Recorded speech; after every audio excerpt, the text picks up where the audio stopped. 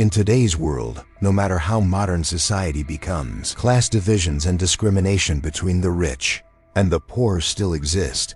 Things that seem like they should only belong to the feudal era, yet clearly, they continue to persist, even in the most developed countries. Class discrimination is perhaps most evident in India, where an entire caste system exists to separate people from one another. Moreover, India has recently surpassed China to become the most populous country in the world, further intensifying the issue of wealth inequality. The caste system is divided into 4 levels, ranked from highest to lowest. Brahmin, the priestly class, also known as the spiritual elite. The Kshatriya, the class of nobles and warriors, followed by Vaishya, artisans, merchants, and farmers. And finally Shudra, the servant class, consisting of laborers who perform menial work. However, there is still one group considered even lower than all castes. Treated with extreme contempt, the Dalits. People of this group are regarded as outcasts and are often forced to do degrading jobs such as collecting garbage or cleaning human waste. As a result, those from lower social strata often long to rise above their status in hopes of a better life. Some people strive to rise through hard work and by building wealth, however. Others choose a very different path to reach power, one that is brutal and ruthless. Hello, it's me again, and today, I'm going to tell you the story of Raja Kalandar, a man from the lowest caste who sold his soul to the devil in exchange for the power he had always craved, along with the dark secrets behind the Death Diary, a journal where the serial killer documented his crimes. In Bari, a peaceful village in Uttar Pradesh, India, where people lived in harmony and were always willing to help one another in times of need, a journalist named Dhirendra Singh mysteriously went missing on December 14, 2011. Dhirendra was the youngest of 4 children in a working-class family. From a young age, he realized that only hard work could lead to a better life. With that mindset, he focused on his studies, graduated from university, and became a journalist. Thanks to his diligence, dedication, and connections, he was recruited by the Hindi daily newspaper, AR, a fairly prominent news outlet at the time. At just over 30 years old, Dhirendra was deeply loved by those around him. He wasn't only a talented and highly promising journalist, but also a kind-hearted person who always helped others to the best of his ability. He had never been competitive or held grudges against anyone. Dhirendra was also always willing to stand up for the interests of his community. On one occasion, he bravely wrote an article exposing widespread illegal mining activities, which soon led to the shutdown of the operation, despite the fact that doing so meant making enemies with the mafia involved in the mining. On December 13, 2011, Dhirendra told his colleagues that he would be returning to his village and would take the following day off to take his wife for a prenatal checkup. However, by December 15th, there was still no word from him. No one had heard anything at all. His colleagues were also deeply concerned, as he was supposed to return to work on December 15th, but he never showed up. His family and colleagues kept calling him, but to no avail. His phone had been turned off.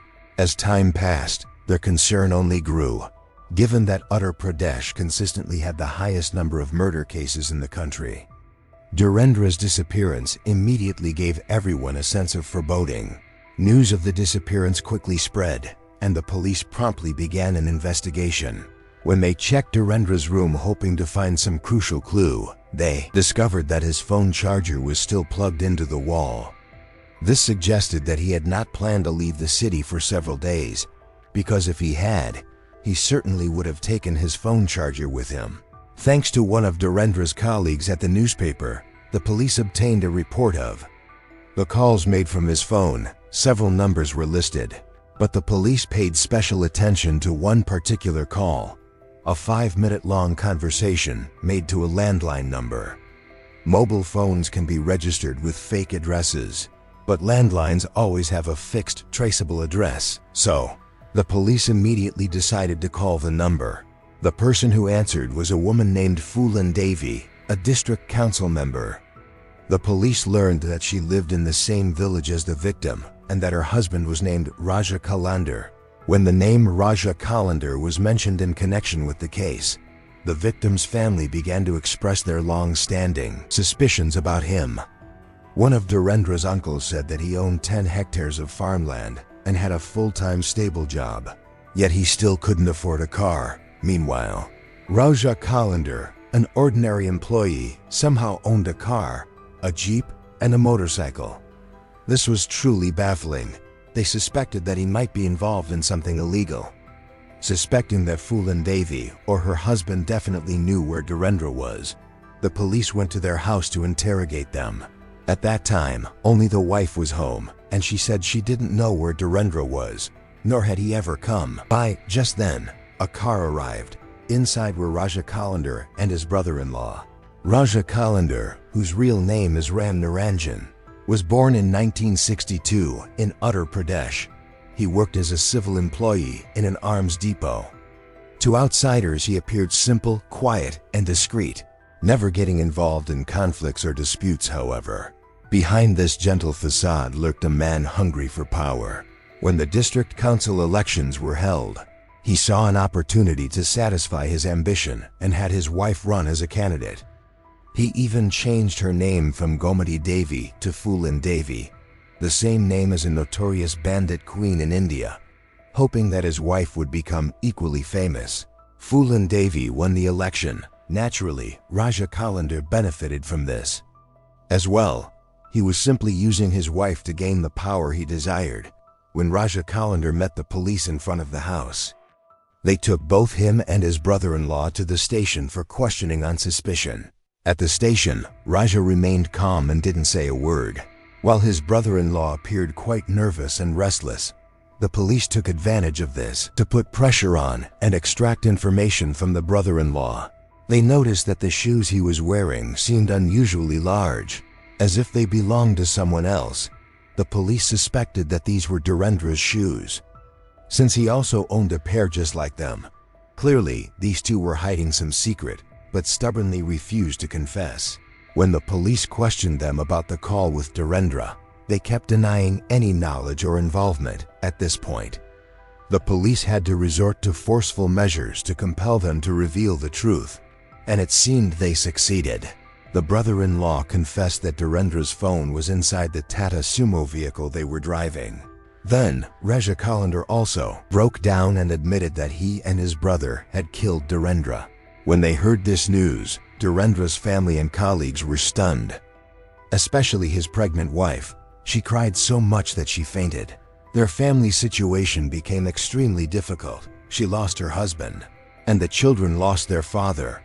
Things got even worse when just 6 months later, the wife also died in an accident, leaving behind 3 poor children. Raja Kalandar confessed that the vehicle he was driving was stolen. Fearing that an honest journalist like Dhirendra would uncover his secret and cause trouble, he decided to eliminate the unfortunate reporter. He invited Dhirendra to his home to discuss something, and they sat together by the fire because it was very cold that day. Taking advantage of the conversation, Raja told his brother-in-law to fetch some water for the journalist. In reality, he quietly approached from behind and killed the victim with a handgun. He and his brother-in-law then wrapped the victim's body and put it into the trunk of the car. While transporting the body to dispose of it, they were stopped at a checkpoint for inspection. However, when the officers saw the luxury sports car, they let Raja pass without thoroughly checking. Thus, the car carrying the body slipped through unnoticed. Finally, they drove to a deserted plot of land in Rewa district. There, the group of perpetrators stripped the victim of all clothes and killed him in an extremely brutal manner. According to Raja's confession, they also carried out savage acts that left the body almost unrecognizable. At that time, after confessing to his brutal crimes, Raja was taken by the police to identify the locations where the victim's body and belongings were discarded. The victim's family later identified the body and brought it back to the village for burial. However, Dhirendra's head was still not found. Raja confessed that he had placed the head into a bag and threw it into Bansagar Lake near the Rewa border. The police immediately organized a search and recovery operation. Eventually, they found the head inside a plastic bag. The victim's family once again performed a cremation with the recovered head. They had to endure this heartbreaking ordeal twice. The crimes committed by these murderers are unforgivable. Raja Kalender claimed that Dhirendra knew about the stolen vehicle and was blackmailing him.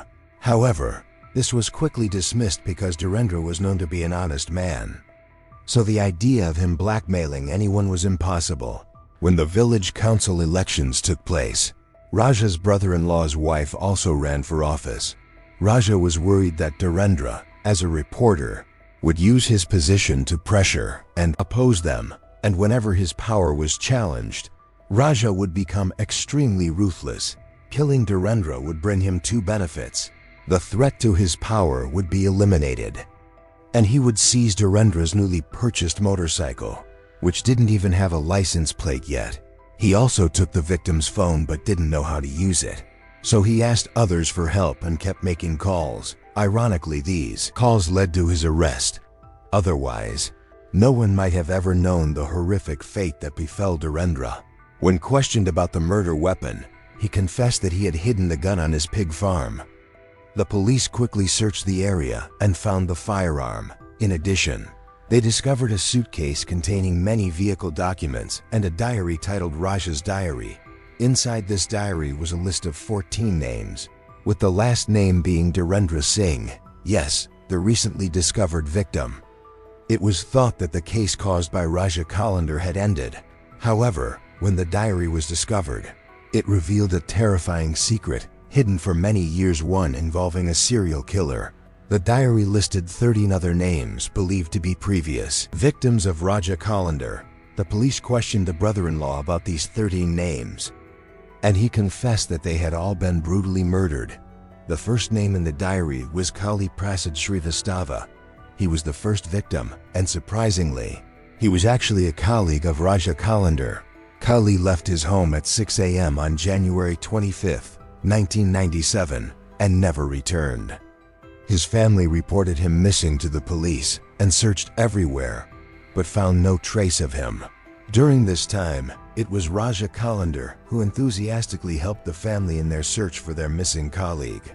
According to Raja Kalender's confession, Kali Prasad had borrowed 50,000 rupees from him but refused to repay. He claimed that he was deceived and wanted to teach Kali Prasad a lesson. Similar to what he did with Dhirendra, Raja invited Kali Prasad to his home for a talk, and then killed him. You might think that was the end of it, but no, guess what he did next? Kali Prasad came from a community known for their intelligence and sharpness. Wanting to possess that intelligence himself, Raja committed a horrifying act beyond imagination. He used a part of the victim's body in a way he believed would make him smarter. The saying, "You are what you eat," suddenly became dark and haunting like never before. Afterwards, he buried the victim's body on his farm. The police eagerly exhumed the remains and found not only the bones of Kali Prasad, but also a second skull. According to Raja's confession, this second skull belonged to Mohammed Moin. Mohammed Moin was a colleague of Raja Kalender as well as Kali Prasad. According to Raja's confession, Moin borrowed 25,000 rupees from him but refused to repay. He also claimed to be a hypnotist and believed that no one could collect money from him. Fascinated and eager to acquire the power of hypnosis, Raja made Mohammed Moin another victim. He lured Moin to a deserted bridge, killed him, then handled the body, brutally keeping a part and disposing of the rest in the river. He believed that the power of hypnosis resided in Moin's head, so you can probably guess what he did next. He boiled it to drink that horrible broth. It's crazy to think that he did this to learn the victim's hypnosis skills instead of reading books about it or asking the victim himself, who was supposedly his friend, for guidance. There was even one person who was lucky enough to escape the clutches of this brutal man: Deepak Patel. His mother was elected as a district council member alongside Phulan Devi, Raja Kalender's wife. Afterwards, both sides had to negotiate to elect a council chairman. So a few days before the election, Raja arranged for Deepak Patel's family to come to his house. He said it was to continue discussions and promised to support them if they agreed to come and talk. At that time, Deepak Patel's parents were busy, so he enthusiastically offered to go in their place. When Patel arrived, he immediately sensed a strange atmosphere, but still agreed to enter Raja's house alone. After talking for a while, suddenly Raja said he wanted to go inside to pray and asked Patel to wait outside. About 20 minutes later, Patel began to notice Raja showing strange behaviors. He became increasingly restless, with a strange feeling as if something was urging him to get up and leave as soon as possible. And he did just that, immediately, standing up and quickly heading out to his car without saying a word. It's terrifying to think what might have happened if he had stayed and waited. The Jeep he was driving was actually the property of one of his victims on that occasion. He had rented the Jeep to take him home from quite a distant place, noticing that the owner was famous for having an extraordinary appetite. This crazy man suddenly thought that his intestines must be larger than average. So he decided to verify this rumor. So after returning home, he tied up the poor driver and murdered him. But he didn't stop there. He went on to commit horrific acts with the victim's body, even comparing it to another corpse he hadn't yet disposed of. After carrying out these disgusting acts, he buried both bodies under his pig farm. The names of these two victims were also recorded in the diary that this demon disguised as a human had hidden. As I mentioned earlier, while others in the poor village didn't even own a motorcycle, Raja Callender had a motorcycle, a Tata Sumo car, and a Jeep. Looking at this, it was truly impossible not to be suspicious. You already know that the motorcycle was taken from the last victim, the journalist Dhirendra Singh. The Jeep was also taken from another victim. So what about the other car? That's right, it belonged to yet another name on his deadly list. The incident happened on January 23, 2000. Raja said that he took his wife to a clinic in Lucknow, then hired a driver to take him home. The driver's name was Ravi, and the car's owner was Minoj. He arrived at their home around 5 p.m. and departed at 6 p.m. heading toward Allahabad. While driving through a remote forest area, Raja Callender murdered both the car owner Minoj and the driver Ravi, hid their bodies in the forest, and drove the car back home. Thus, the vehicle became his trophy, according to the plan. They were supposed to drop Raja home and return within about 3 hours, but by 10 p.m. that night, they still hadn't returned. The relatives of the two victims began to panic and drove along the route to search for the missing car. Using their connections, they managed to get in touch with some media personnel from Allahabad, among whom was the journalist Dhirendra Singh. They provided Dhirendra with information about the car's model, color, and brand, and after that, this brilliant journalist actually found the car. But guess what happened next? That's right, Dhirendra had disappeared. The reason was that he had been eliminated by Raja. Raja had changed the car's color from white to green and used a motorcycle license plate to replace the original one. But Dhirendra still discovered this. Feeling threatened, Raja decided to silence him permanently. Raja Callender is a psychopath, driven by passion and a thirst for power. He originally belonged to a relatively low social class, which made him deeply resent those with higher status than himself. This is evident in the fact that most of his victims were people of a higher social standing than he was. He desired to seize power and rise above others. That's why he made his wife run for office and even changed her name, even the name Raja. In Raja Callender, which he used for himself, means king. The deadly diary titled The Diary of Raja can also be understood as the Diary of the King. He regarded killing his victims as carrying out the justice of a king. He believed that by doing so, he would gain more control in his ideal world and gave himself the authority to judge and execute those victims who displeased him. His obsession with power was further reflected in the names he chose for his children. His 3 children were named Adalet, meaning court, Jamanet, meaning bail, and Andalin, meaning rebellion. The court holds the highest power because it has the authority to judge and sentence a person. Rebellion is necessary for lower-class citizens like him to rise up against the government and force them to back down. And bail is extremely important, because if a criminal can be bailed out of jail, it means power and money. These ideas were always present in the mind of this killer. His acts of killing people to steal their vehicles were also driven by his desire to show off his wealth, thereby strengthening his image of power in the eyes of others. When questioned, Raja Kalendar consistently denied all accusations. He claimed he was framed and that the police deliberately distorted the truth to his detriment. However, during the trial, Raja himself admitted to brutally handling the victims' bodies while in custody. He further confessed to other horrifying acts he had committed. He even claimed in a documentary that he was a vegetarian. Meanwhile, his children said quite the opposite, that they had seen their father eat both vegetables and meat, including fish. When the skeletal remains were discovered under his farm, the police held a press conference. He himself recounted the details of each crime and each name listed in the diary.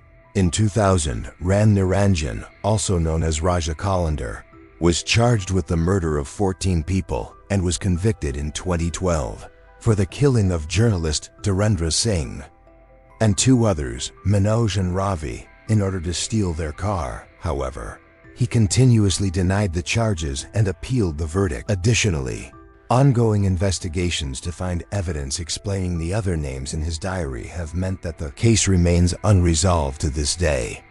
He is still imprisoned, awaiting the day of reckoning. His wife, Phulan Devi, and his brother-in-law, Vishwanath Yadav, were also sentenced to life imprisonment. The allegations of cannibalism against Raja have not yet been proven in court. However, I firmly believe that whether or not those claims are confirmed, the fact remains that he brutally took the lives of his victims and caused immense suffering to their families is undeniable. What do you think about this case?